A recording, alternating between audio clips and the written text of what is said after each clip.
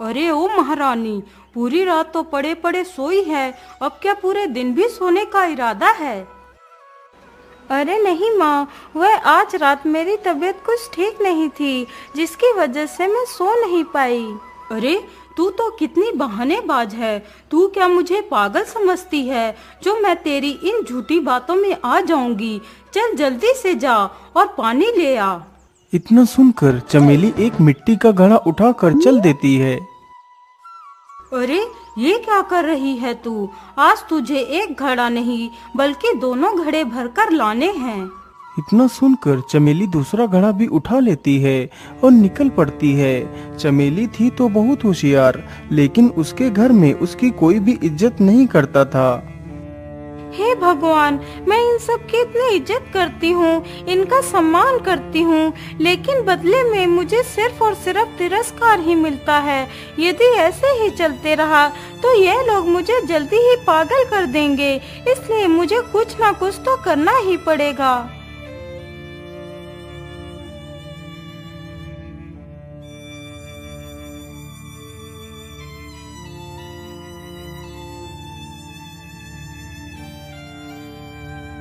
चमेली नदी पर पहुंचकर दोनों घड़ों में पानी भरती है।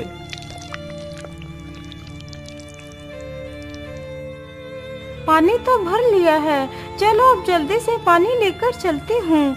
लेकिन पानी के घड़े तो दो हैं, मैं दोनों घड़े को अकेले उठाकर भी नहीं रख सकती। चलो ऐसा करती हूँ, किसी का इंतजार कर लेती हूँ, हो सकता है कोई मेरी मदद के लिए आ जाए। ये सोचकर चमेली वहीं पर बैठकर किसी पथिक की प्रतीक्षा करने लगती है।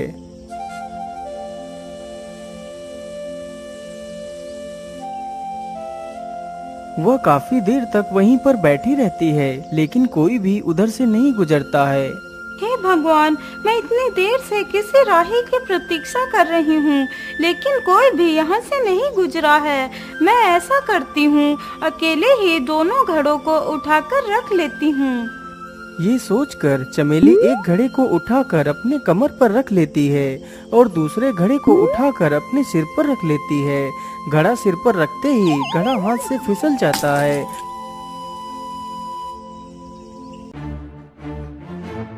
हाय राम राम, ये क्या अनर्थ हो गया? ये तो दोनों घड़े टूट गए। अब क्या करूं? पानी कैसे लेकर जाऊं?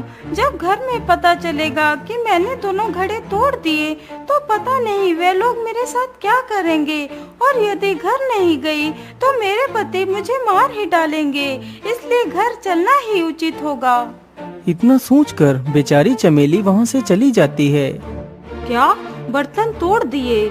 अरे मूर्ख, तुझे पता भी है कि बर्तन कितने महंगे आते हैं, लेकिन मुझे ये समझ नहीं आ रहा कि तूने दोनों घड़े तोड़ कैसे दिए। माँ जी, यदि आप मुझे 2 घड़े और दें तो मैं आपको स्पष्ट रूप से बता पाऊंगी कि घड़े कैसे टूटे थे।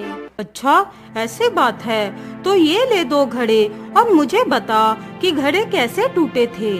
देखिए माता जी, पहले मैंने एक घड़ा उठाकर अपनी कमर पर रखा ऐसे, और फिर मैंने दूसरा पानी का घड़ा उठाकर अपने सिर पर रखा ऐसे। चमेली इतना कहते ही सिर पर रखे घड़े को छोड़ देती है। घड़ा सीधे दूसरे घड़े पर जा गिरता है, जिसकी वजह से फिर से वह दोनों घड़े टूट जाते हैं। यह देखकर तो चमेली की सास और भी ज्यादा गुस्सा हो जाती है। तूने 2 घड़े और तोड़ दिए, आने दे तेरे पति को, मैं तुझे आज ही इस घर से निकलवा दूंगी। लेकिन माँ जी, इसमें तो मेरी कोई गलती नहीं, आपने ही कहा था कि घड़े कैसे टूटे, तो मैंने बता दिया। अरे क्या बात है भाग्यवान, तुम इतना शोर क्यों मचा रही हो? अजी देखिए अपनी इस मूर्ख बहू को, आज इसने पूरे 4 घड़े तोड़ दिए। क्या 4 घड़े तोड़ दिए? लेकिन कैसे? अब आप ही पूछ लीजिए इससे। बोलो बहू, तुमने एक दिन में पूरे 4 घड़े कैसे तोड़ दिए? पिताजी, यदि आप मुझे 2 घड़े और दीजिए तो मैं आपको दिखा सकती हूँ कि घड़े कैसे टूटे। अच्छा ऐसी बात है, तो फिर भाग्यवान तुम इसे जल्दी से 2 घड़े और ला कर दो। अरे नहीं जी, इसे अब और घड़े मत दीजिए, नहीं तो ये वह भी घड़े तोड़ देगी। अरे नहीं नहीं भाग्यवान, तुम घड़े लेकर आओ, जरा मैं भी तो देखूं कि घड़े कैसे टूटे। इतना सुनकर चमेली की सास 2 घड़े और लेकर आती है। लो बहू, घड़े तुम्हारे सामने है। बताओ तुमने घड़े कैसे तोड़ दिए? देखिए पिताजी, पहले मैंने पानी का भरा हुआ घड़ा अपनी कमर पे रखा ऐसे, फिर मैंने दूसरा घड़ा उठाकर अपने सिर पर रखा ऐसे। इतना कहते ही चमेली घड़े को छोड़ देती है। इस प्रकार फिर से 2 घड़े टूट जाते हैं। यह देखकर चुन्नी लाल को भी गुस्सा आ जाता है। तभी चमेली का पति महेश भी आ जाता है।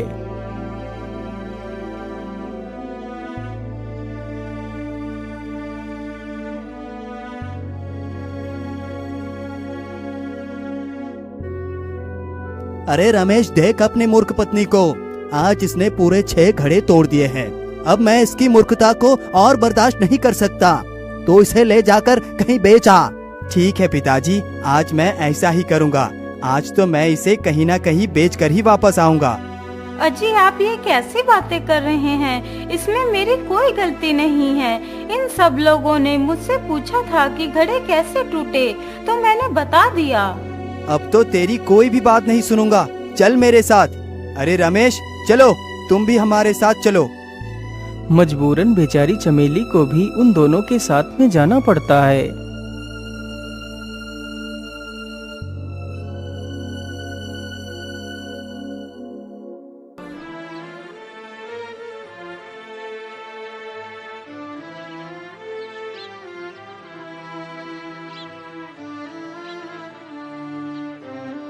वह तीनों चलते चलते बहुत ज्यादा थक जाते हैं।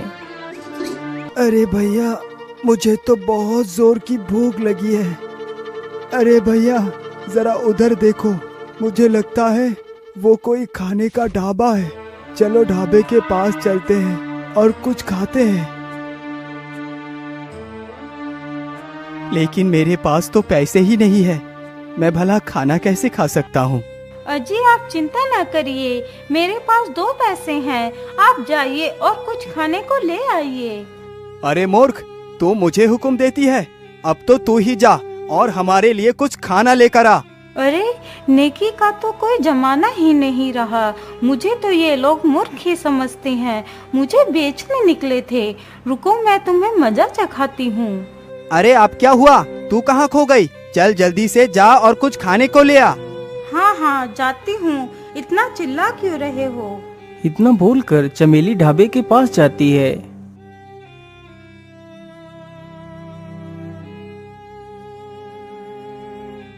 अरे सेठ जी, मैं इन दोनों आदमियों को बेचना चाहती हूँ। लेकिन ये दोनों है कौन? सेठ जी, इनमें से एक मेरा पति है और दूसरा मेरा देवर है। यदि वो तुम्हारा पति है तो तुम उसे बेचना क्यों चाहती हो?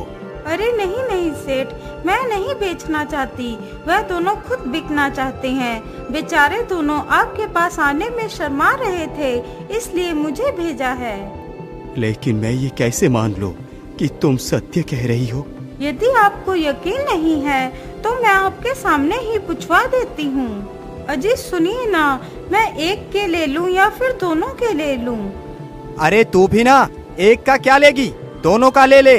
देखा सेठ जी, जब मैंने पूछा पैसे एक के ले लूं या फिर दोनों के ले लूं, तो उन्होंने बोला दोनों के ले लो। अब तो आपको यकीन हो गया। सेठ जी, आप मुझे इन दोनों के 10,000 रुपए दे दीजिए। ठीक है, ये लो 10,000 रुपये। अजी सुनिए ना, आप दोनों को सेठ जी बुला रहे हैं। लेकिन सेठ हम दोनों को क्यों बुला रहा है? आप खुद ही जाकर देख लीजिए। फिर वह दोनों भाई सेठ के ढाबे की तरफ चल देते हैं। तभी मौका पाकर चमेली वहाँ से भाग जाती है। बोलिए सेठ जी, आपने हम दोनों को क्यों बुलाया है? अरे बुलाया क्या है, जाओ जल्दी से और बर्तन धो। अरे सेठ जी, आप ये क्या कह रहे हैं? भला हम बर्तन क्यों धोएं? अरे पैसे लेकर अब बोल रहा है कि मैं बर्तन क्यों धोऊं? पैसे? लेकिन कैसे पैसे? हमने तो कोई पैसे नहीं लिए। अरे भाई, तुम्हारी पत्नी तुम दोनों को बेच गई है। अभी तो तुम्हारी पत्नी ने तुम दोनों से पूछा था कि पैसे एक के लूं या फिर दोनों के। तो तुमने कहा था कि दोनों के ले लो, तब मैंने तुम दोनों को 10,000 रुपए में खरीदा है। अब चलो जल्दी से काम पर लग जाओ। अरे ये चमेली तो कितनी होशियार निकली। मैं तो उसे बेचने आया था और वो हम दोनों को ही बेचकर चली गई। अरे क्या सोच रहे हो तुम दोनों? चलो जल्दी से जाओ और काम पर लग जाओ। इस प्रकार वह दोनों भाई वहीं सेठ के ढाबे पर काम करने लगते हैं।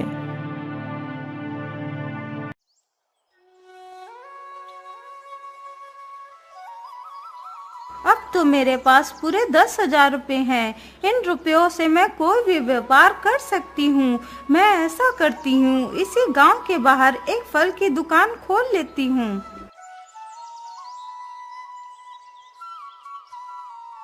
चमेली गांव के बाहर एक फल की दुकान खोल देती है।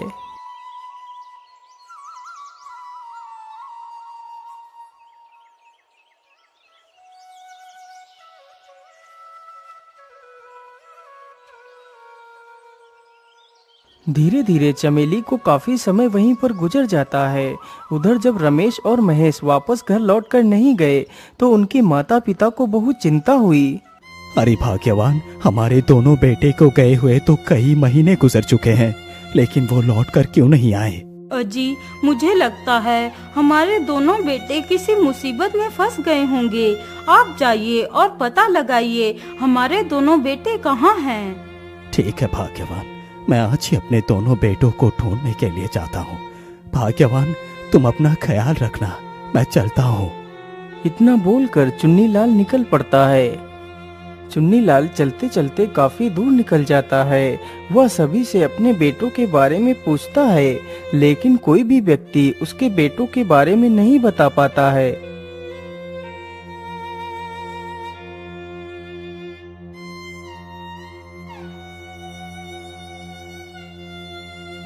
हे भगवान, आखिर मेरे दोनों बेटे कहाँ चले गए? चुन्नीलाल चलते चलते वहीं पर पहुंच जाता है जहां पर उसकी बहू ने फलों की दुकान खोली थी। अरे ये कौन है? मुझे तो लगता है ये मेरी बहू ही है। चलो उसके पास चलकर देखता हूँ। अरे बहू, तुम यहाँ क्या कर रही हो? और हमारे दोनों बेटे कहाँ हैं? पिताजी, आपके दोनों बेटों ने तो मुझे बेच ही लिया था। मैं बड़ी मुश्किल से चोरी छुपे वहाँ से भाग कर आई और अपना पेट चलाने के लिए ये फलों की दुकान खोल ली।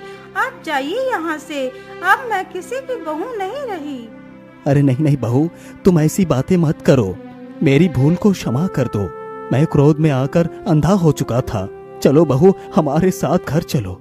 चुन्नीलाल अपनी बहू को लेकर वापस वहां से लौट जाता है।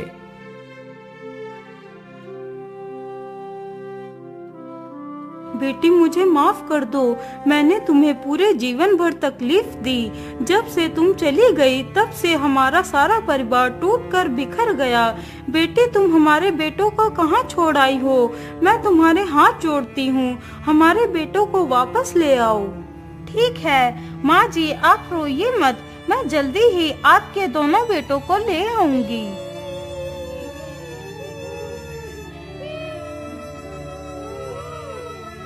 अरे, ये रोने की आवाज किसकी है?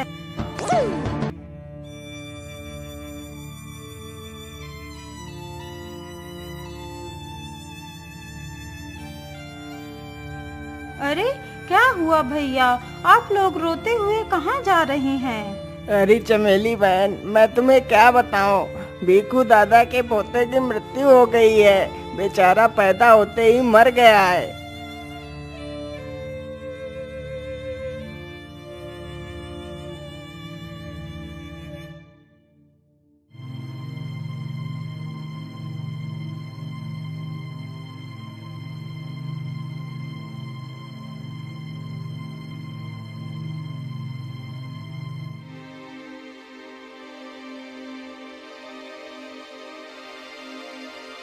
क्या करूं?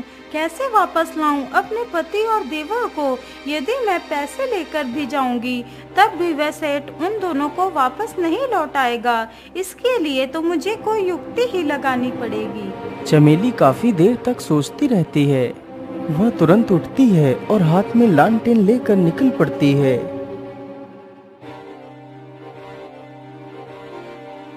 चमेली चलते चलते जल्दी ही वहीं पर पहुंच जाती है जहां पर उस मृत बच्चे को दफनाया गया था। चमेली जल्दी से उस मृत बच्चे को खोदने लगती है और जल्दी ही बच्चे को जमीन से बाहर निकाल लेती है और आधी रात में ही वह अपने पति और देवर को लेने के लिए चल पड़ती है।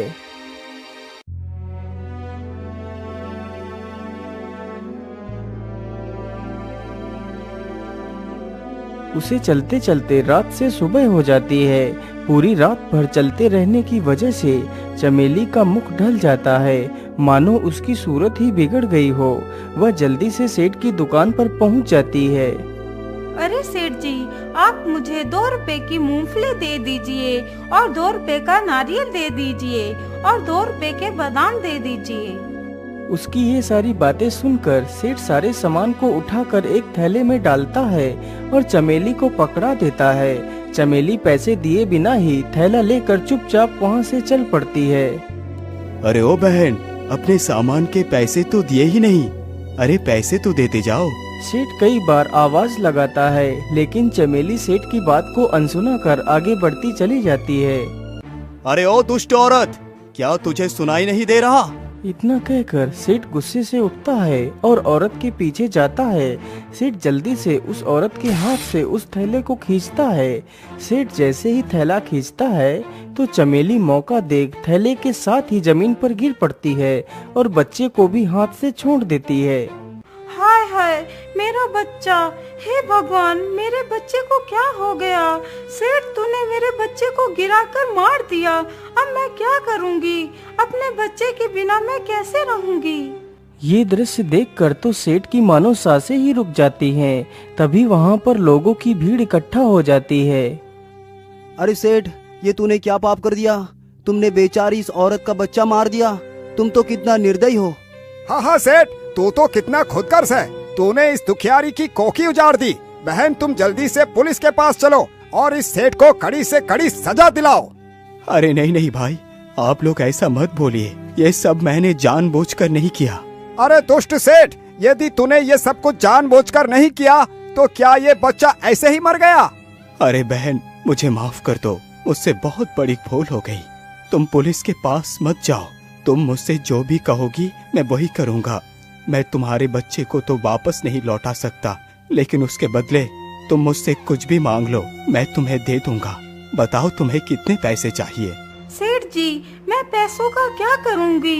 मेरे पास तो कोई कमाने वाला भी नहीं है, बस एक बच्चा ही था, उसे तो आपने छीन ही लिया मुझसे। अच्छा, यदि तुम्हें पैसे नहीं चाहिए तो फिर क्या चाहिए? सेठ जी, जो मैं मांगूंगी क्या वो तुम मुझे दे सकते हो? हाँ मांगो, तुम्हें क्या चाहिए? सेठ जी, आप मुझे अपने ये दोनों नौकर दे दीजिए और मुझे 50,000 रुपए दे दीजिए। मैं इन्हीं रुपयों से कोई व्यापार करूंगी और ये दोनों नौकर हमारा सारा कार्य करेंगे। अच्छा, ठीक है, मैं तुम्हें ये दोनों नौकर देता हूँ। सेठ अपने दोनों नौकर और 50,000 रुपए उस महिला को दे देता है। सेठ जी, अब मैं तो जा रही हूँ, आप मेरे बच्चे का अंतिम संस्कार कर देना। हाँ, क्यों नहीं, तुम चिंता मुक्त होकर जाओ, मैं तुम्हारे पुत्र का अंतिम संस्कार कर दूंगा। इतना सुनकर तीनों वहाँ से चले जाते हैं। देखा जी, मेरी बुद्धि का कमाल। आप हमेशा मुझे मूर्ख समझते थे ना, अब देख लिया मूर्ख कौन है। हाँ चमेली, तुम जीती और मैं हारा। मैं समझ गया कि तुम कितनी बुद्धिमान हो।